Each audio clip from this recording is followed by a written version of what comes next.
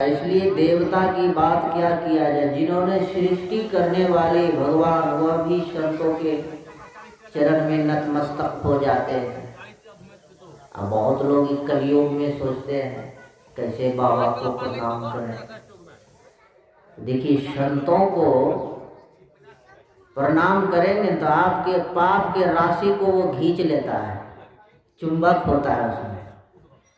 जैसे हमने देखे हमारे मानसिक संतुलन एक बार गड़बड़ा गए थे 2020 में, तो मैंने किसी तरह से टपटे झुकते भाग के गुरु के नज़दीक चले गए, आचार्य स्वामी वेदानंद जी महाराज। तो जैसे गए मैंने बाबा को प्रणाम जैसे किए तो बाबा अपना हाथ मेरे मस्तक पर रखे। कुछ देर बैठे, मैंने देखे गुरु को, आदेश हो गए जाइए भोजन कर लीजिए। तो रूम से बाहर जैसे हम निकले तो हमारे माथा में कई तरह की जो बात चल रहे थे वो सब शांत हो गए। तो संतों की ऐसी कृपा है, संत के सामने काल भी जो है हाथ जोड़ते हैं। तो संत भी वैसा होना चाहिए। भेष का तो भेष तो बहुत आजकल लोग बहुत बना ठना के और चिड़िया को भी मारता है, तो उसको क्या संत कहेगा? भेष के साथ साथ चरित्र भी पवित्र होना चाहिए। हम सुना रहे थे कि मांस भक्षण घर में कदापि नहीं। अगर जो कर रहे हैं आप समझाइए, उसको बुझाइए कि बेटा ऐसा नहीं कीजिए। पत्नी खाते हैं, पत्नी को भी समझाइए, पति को भी समझाइए। एक बार जिसके घर में मांस होता है हमको घृणा हो गई, हम के नहीं जाएंगे तुम्हारे धरती पर सत्संग करने, कि तुम्हारे जीवन में परिवर्तन नहीं हो रहा है, क्या करेंगे तुम्हारे धरती पर पैर रख के? अभी तक तुम कितना दिन से खा रहे हो? उसका दादी आया, बहुत हाथ जोड़े चलिए चल। मैंने कहा दिया नहीं तो अब नहीं होगा। साधु संत के मुंह से अगर जो बात निकल गई ब्रह्म का लकीर हो जाता है। मैंने कहा जाएंगे पहले सुधार कीजिए। साधु संत पैसे की भूखा नहीं होता है, संत और समाज के कल्याण के लिए वो काम करते हैं। और लेकिन अगर सुधरेगी नहीं तो क्या करेंगे? जब जाइए जो कर रहा है तो कीजिए अपना। तो किसी तरह से अब समझा, मैंने कहा टाइम देंगे, अभी तो नहीं देंगे, पहले आप सुधारिए जीवन को। तो कहिएगा कि तुम्हारे चलते ही बाबा नहीं आया, तब न कुछ असर पड़ेगा जीवन पर। तो ऐसे ऐसे लोग हैं समाज में।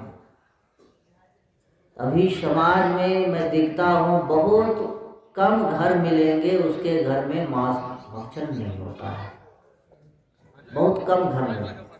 नहीं तो बहुत ऐसा घर मिलेंगे पिता सत्संगी है तो बेटा मांसाहारी है, पोता सब मांसाहारी है, और सब भी है। अब बाप भी बहुत ऐसे पिता भी हैं, कहता है बेटा हम नहीं खाए तो तुम थोड़ा शौक मौज कर लो। ये भी कोई बात हुआ? आप नहीं खाए अपने बेटे को कह रहे हैं कि शौक मौज कर लो, मोह माया के चक्कर में कहाँ उसको धकेल रहे हैं। तो ऐसा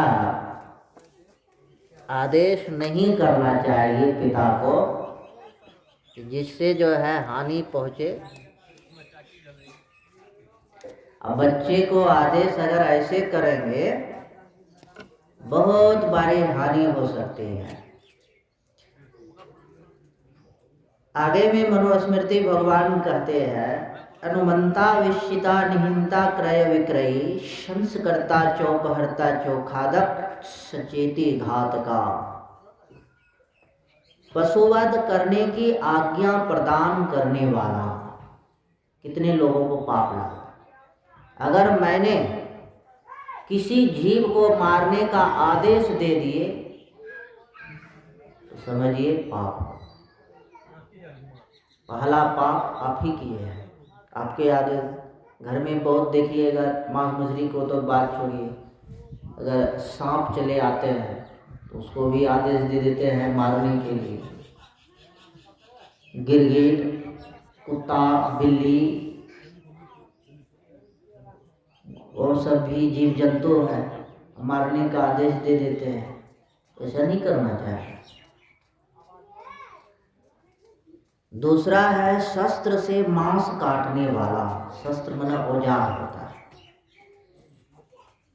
किसी अस्त्र शस्त्र से मांस काटेंगे तो शस्त्र से जो मांस काटेंगे उसको भी पाप लगता है। मारने वाला, जिसको मारते हैं, बेचने वाला, उस मांस को जो बना ठना के देखे होंगे हाट में बेचता है, बेचने वाला है। और उस मांस को खरीदने वाला, मोल लेने वाला, मांस को पकाने वाला, खरीद के लाया, दे दिया पत्नी को या माँ को, बनाओ इसको पकाने के लिए। परोसने के लिए लाने वाला, खाने वाला, ये आठों घातक हिंसा करने वाले ही कहलाते हैं। 8 आदमी का नाम आता है और ये आठों घातक ही होते हैं। तो जीव पर दया करनी चाहिए। महात्मा गांधी ने कहा अहिंसा परमो धर्म। अहिंसा से बढ़ के कोई धर्म नहीं है। अगर हम ध्यान नहीं भी करते हैं, सत्संग नहीं भी करते हैं, भजन नहीं भी गाते हैं, किसी जीव का हत्या नहीं करते हैं, तो हम भी समझिए एक धर्म के मार्ग पर चल रहे हैं। पहला धर्म वहीं से खड़ा होता है। और ये ज्ञान आपको सत्संग में ही आकर मिलेंगे। इससे जीव हत्या जो है किसी भी प्रकार का नहीं करना चाहिए। एक किसान हमसे पूछा, बाबा आप कहते हैं जीव हत्या नहीं करना चाहिए, तो आप, हम लोग खेत करते हैं, किसान करते हैं, तो खेत में स्प्रे करते हैं या पाउडर डालते हैं, तो अगर वो नहीं किया जाए तो क्या होगा? तो मैंने कहा वो जो आता है ना पाउडर, या और फाइटर बोलता है जहर, तो फसल की रक्षा के लिए है और उसकी आवश्यकता भी है।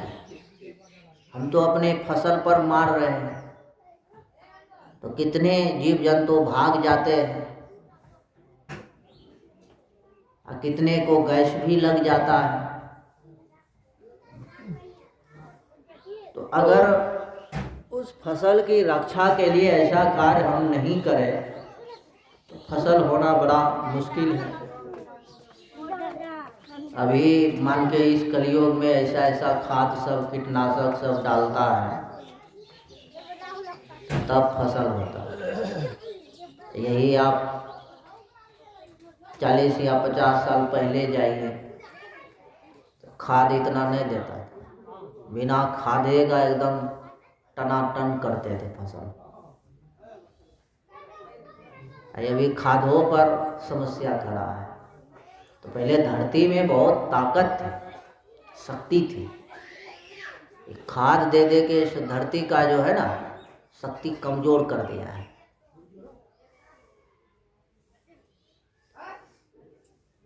तो ऐसी कई कई आवश्यकता भी है। तो जहाँ आवश्यकता है वहाँ तो ऐसा करना पड़ता है। लेकिन यहाँ जो आप जीव हत्या करते हैं, मुर्गा काटते हैं या मछली को काटते हैं, बकरा काटते हैं, तो यहाँ किसकी रक्षा होता है? वहाँ तो फसल की रक्षा होता है। तो यहाँ किसी का रक्षा तो नहीं होने वाला है, नहीं होता है। इसीलिए जो है, तो मैं सुना रहे थे बेगमपुर वाला कहानी।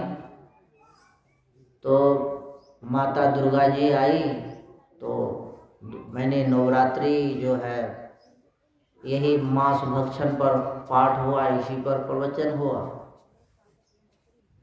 तो कुछ ऐसा गुरु पुरोहित भी है, पुरोहित कहते हैं ब्राह्मण, पुरोहित माना गुरु भी होते, जो गुरु हमको पाप करावे, मांस भक्षण करावे, वैसे गुरु का त्याग कर देना चाहिए। तो ब्राह्मण को भी लोग गुरु मानते हैं, नहीं मानते हैं? बहुत लोग ब्राह्मण को भी गुरु बनाए हुए हैं। लेकिन गुरु बनाना ये अच्छी बात है, लेकिन गुरु अगर हमको पाप करावे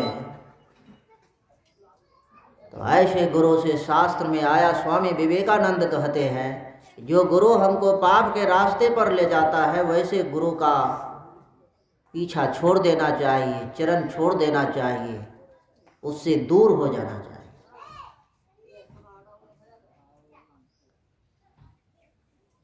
तो उस पर जब प्रवचन हुए तब जमीन मालिक भी सुन रहे थे, सत्संग भवन में जो जमीन दिए।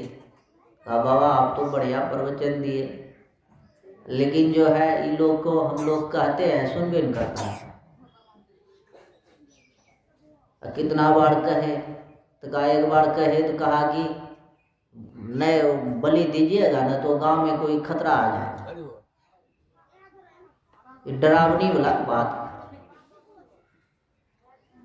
तो हम कहे क्या बलि दीजिएगा तो जो आदमी है वो नहीं मरेगा, मरण होना बंद हो जाएगा। अगर मरण होना बंद हो जाए तब तो बलि आप दीजिए, बलि देंगे तो आदमी मरेगा नहीं, रुकेगा नहीं, रुकने वाला। तो फिर आपको बलि देने से कहते हैं खतरा हो जाएगा, जो खतरा होने वाला है वो तो होकर ही रहेगा। अपनी विवेक लगाइए। ऐसे बहुत ऐसे ब्राह्मण हैं कि शास्त्रों वेदांत की बात बहुत कम जानते हैं और बलि चढ़वाते हैं। बलि का मतलब है हम अपने पाप का बलि दीजिए, झूठ बोलते हैं उसका बलि चढ़ाइए, नशा खाते हैं उसका बलि चढ़ाइए, हिंसा करते हैं उसका बलि चढ़ाइए, बेविचार करते हैं उसका बलि चढ़ाइए, दूसरे को दुख देते हैं उसका बलि चढ़ाइए। तो उसके मंदिर के सामने जाके संकल्प लीजिए, हे माता मैं आपके सामने इस पाप का मैं बलि दे रहा हूँ और आज दिन के बाद मैं ऐसा कार्य नहीं करूँ। ऐसा तो नहीं करते हैं, और वहाँ बलि दे रहे हैं जीव हत्या। अब बलि उसके सामने देकर और जो है चढ़ाने वाले भी पापी सब है। देवता मांगते हैं कि हमारे सामने बकरा चढ़ाइए। आज तक किसी इतिहास में आप लोग जितने यहाँ बैठे हुए हैं तो कहिए तो किसी से आपसे मांगा है कोई माता दुर्गा माता काली की हमको बकरा चढ़ाइए? तो मांगते नहीं हैं। हम स्वयं उसके सामने जाके कबूल लेते हैं और आप ही कबूलते हैं, आप ही चढ़ाते हैं उस चीज को, आप ही खाते हैं। तो माता जी नहीं, माता नहीं खाते। सब ज्ञान की विवेक, बहुत विवेक वाली बात है। कितने सत्संगी भी कम नहीं है। तो माता जी अगले साल पठा चढ़ाएंगे। तो ऐसे भी सत्संगी ऐसे करते हैं। तो गुरु महाराज कहते हैं क्या हम में शक्ति कुछ कमजोर हो गया जो तुम उसके पास चले गए? तो ऐसे स्थिति